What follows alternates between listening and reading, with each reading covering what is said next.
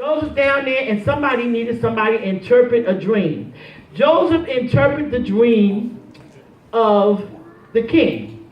When he interpreted the dream of the king, it came to pass, and the king said, where is the young man? And the one guy took credit for it when he got out. He took credit for it, and he said, who is it that interpreted this dream for me the first time? And he said it was Joseph. He's right here, sir. He's right in the prison. So they went and got Joseph, because before the other guy act like he the one interpret the dream for the king. So when they went and got Joseph, they had to clean him up and bring him for the king. And the king said, I need this other dream. When he interpreted, he says, if this be true, I'm going to make you somebody in my court. And he made him one of the richest men in the court of the kingdom.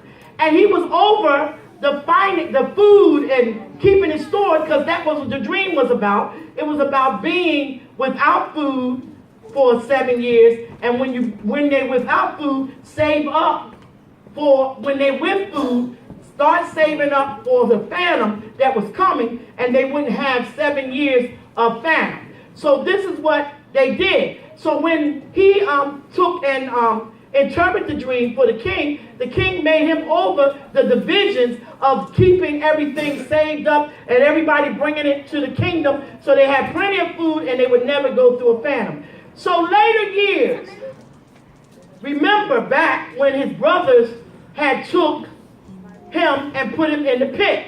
His same brothers, this famine had affected everybody in the kingdom. So it affected Jacob and his sons. And he asked his sons, I need y'all to go to Egypt, and I need you to ask them for provisions. So guess who they had to come and stand before? Wow. Their same brother, Joseph. The one that they had threw in the pit. And they didn't know who he was. Because see, they think he a slave, he dead.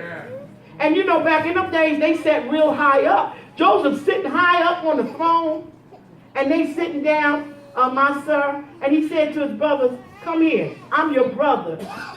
Now you know most of y'all would have said, I don't even want to think about it. Don't even y'all think about it. Erase it from your memory, what you would have said or did.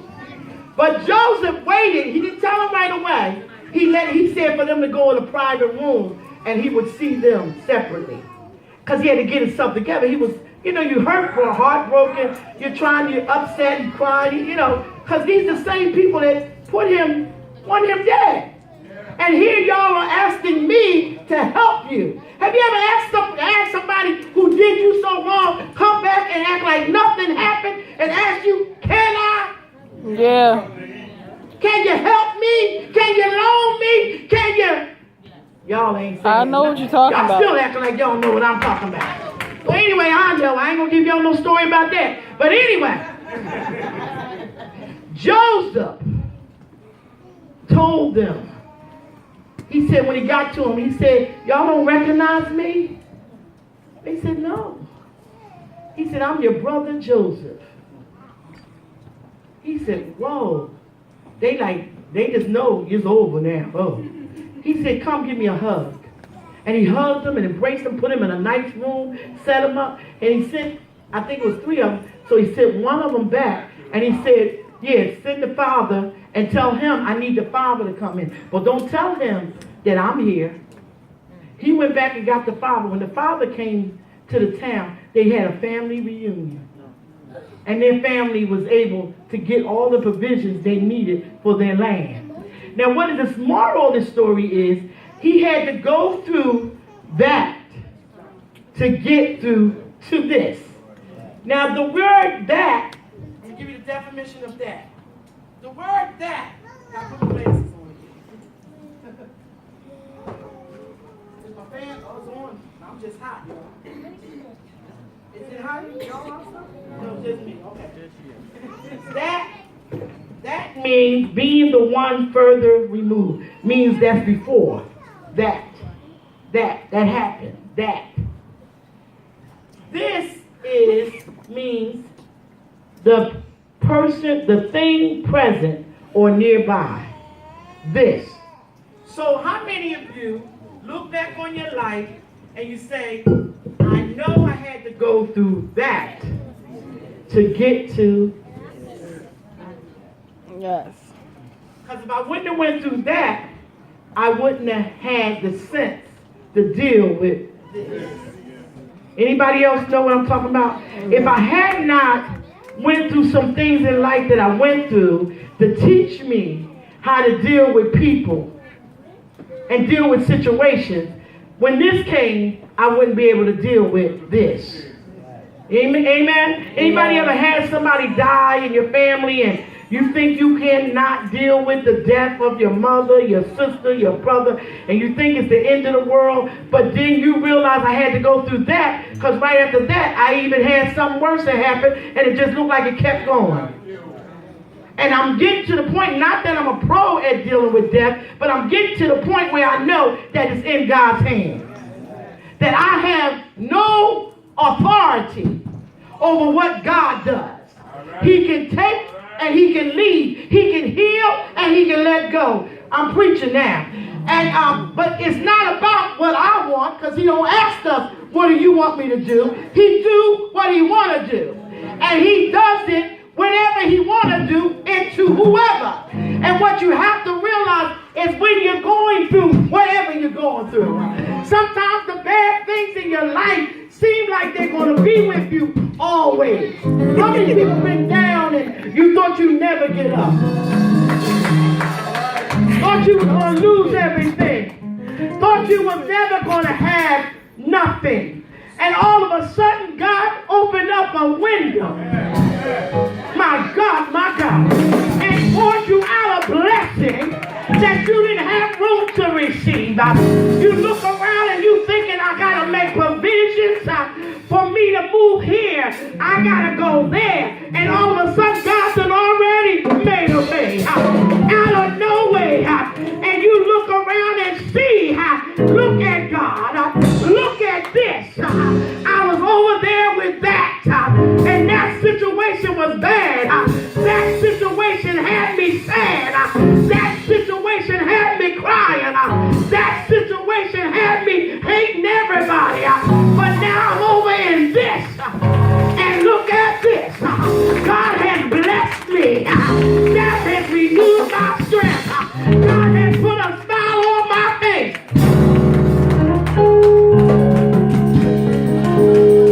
I ain't going back to that. I'm not going to let you take me back. No more. No more of that. I refuse to be like that. Anybody going on nasty? We talked about that the other day. Nasty. Got to cuss everybody out. I ain't got to cuss you no more. And not too many people cuss me. I ain't had nobody cuss me. Wow. Amen. Because it's just not one of my things. Amen. When it's not one of your things, it don't come around you. Drama don't come around me. My family might have drama going on, but they know better to bring it to Carlice, because I ain't trying to bring no drama. I got peace in my house. My house is a house of peace. My dogs is at peace. Y'all hear me? You know, you ever been to somebody's house, the dogs running around acting crazy? Dog barking, and you, them, everybody, because it's hell in that house. They arguing and fussing. Dogs sometimes gonna bite them, then they gonna bite their husband, so he don't know who to bite. Y'all don't know what I'm talking about. Half the time he wanna bite the kids. Dog, like the next while they tell him blame the dog. Dog gotta go. Either dog or me. My house. I love my husband. He loves the dog too. He wouldn't say that, but some of these men will tell you, dog or me. I mean, there ain't too much of a choice. Dog is my best friend. Leave y'all alone. Anyway, somebody say, oh, Pastor told you to keep the dog and get rid of me. I ain't saying nothing. Don't lie on me. Anyway, what I'm saying is, some of us have been through a bad that. I mean a bad situation. And look at God where he brought you from. And now you look at this. Look at how he's changed your life. How he's changed your attitude about life. How you ain't trying to get caught up in nothing but more Jesus. More godliness, more happiness, more peace. You think about your family and the children, how God has kept your family safe. No harm and danger. That's something you should be every day. Thank you, Jesus. Like my husband said this morning, you're not taking for granted. That's God. Amen. Don't take nothing for granted that God do for you. Because everything he do is good. And what the devil meant for your bad, God will turn it around. Have you ever had somebody meant something for your bad and it turned around and did something good? So, when I say that, you look at Joseph's story, ain't none of y'all been through like Joseph, but we've been through something. What you got to know is God took you through that to get you to this. And don't let nobody make it look like, well, you didn't have to go through all that. Yes, I did. I had to learn. My husband said that Wednesday night. I had to stop wanting to think that it was okay for me to go back to prison. I had to make up my mind, I don't want to go to jail no more. I'm tired of them when they come, you back, man? The guard, I thought that was your last time, man. He telling me all the different prisons, Dallas. What's the one up here? I'd have been there to visit. CFCF. What's that, Granford?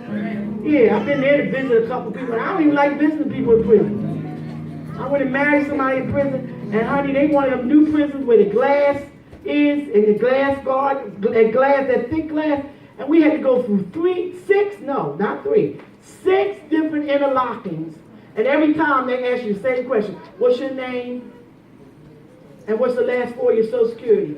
And I had to go through it, Reverend Carlice, and at the time, I'll keep on with the Reverend. They know I put a title on my name because I don't belong here. But I was getting deeper and deeper, and I felt like kind of got a little phobia.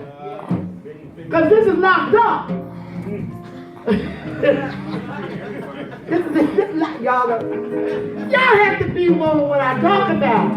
This is locked up. They got the key. I can't get out.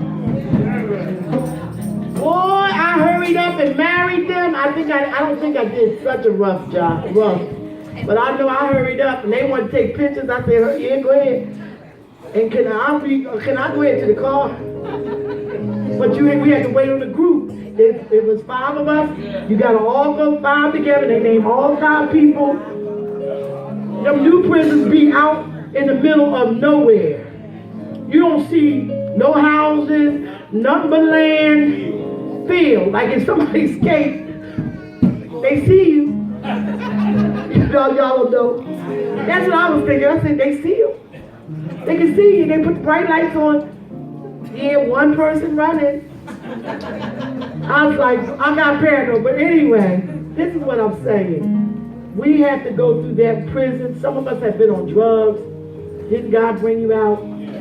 Some of us have been alcoholics. God brought us through. Some of us have just been wayward. And God made us find our way. So now when we sit back and look at our lives and say, look, I went through that. And look at this. I'm happy. Get ready for the holidays. That's why we have our Family and Friends Day the week before Thanksgiving. Because you're getting ready for the holidays. Some of you will have to be bothered with people you really don't want to be bothered with. Be for real. You know, you gotta smile and be happy with them because that's family. And you deal with them because you love them. But they don't know some people don't know how to reciprocate love. These young people now really don't know how to show love. They come and they grab food and they act like they got to make up their package before they eat to take home with them. Amen? And eat. And then you stand there and they ain't brought nothing. Yo, oh, nobody else got family? Nothing but this. No, they bring some company family. Oh, they bring a guest. A couple of guests. Oh, my aunt cooking. Yeah. Oh, yeah, that's my right. Daddy, what's your name? Anyway, and you got to just hold your peace and just say, Lord, thank you. Amen. But what I want you to know is that get ready for your family and just enjoy yourself. Enjoy who you can enjoy. Because some people are never happy. You got family members that's always got a bad day, miserable. They looking at you cock-eyed because you come in looking nice, looking like you, oh, I go to church now, and I'm so happy, and God done healed my body, and I feel good. Oh, I thought you was on the death row. I thought you was dying. You know, people want you to, like my daughter's always saying, Mommy, when you die, I'm not giving nobody nothing. And they all, and everybody, my nieces and them all say, well, Aunt Carlice, when you die, can I have, and I'm like, well, ain't somebody else? I'm the only one got something y'all want? Not you and Sade, you and Punk and Johnny come lately with that. I ain't talking about y'all. I'm talking about other nieces and them. Every time they see me, I call it, when you die, I want your jewelry. You ain't bought me a piece of diamond. These diamonds come from different, I was going to say men. Well, now I just wear the ones my husband and my mother gave me. But before I used to wear all the, somebody asked me and I had to take the rings of gold jewelry off. I said, that looks so bad for me to still, 20 years later, still wear the ring the man gave. I said, well, that came from somebody when I was 17. That's 21. You know, naming. Y'all don't know what I'm talking about. But see, I like rings and I like birds and I like stuff like that. And I keep my jewelry. Amen. Amen. Amen. So I have all this jewelry. So everybody wants my jewelry. They want my clothes and they can't even wear them. So they always talk about when I die. Why are you talking about my death? Now I'm getting older. I don't want to talk about my death. You understand? I want to live. And after going through what I went through last year, the doctor telling me I'm getting ready to die, and God raised me back up, I really don't want anybody else spend my feelings. I don't want to talk about me leaving, because I'm trying to live. Anybody? So when I went through that, now this is a new me. I don't care what people think, talk about me, all you want, because I don't have too many people coming to my face. Anybody? Anybody?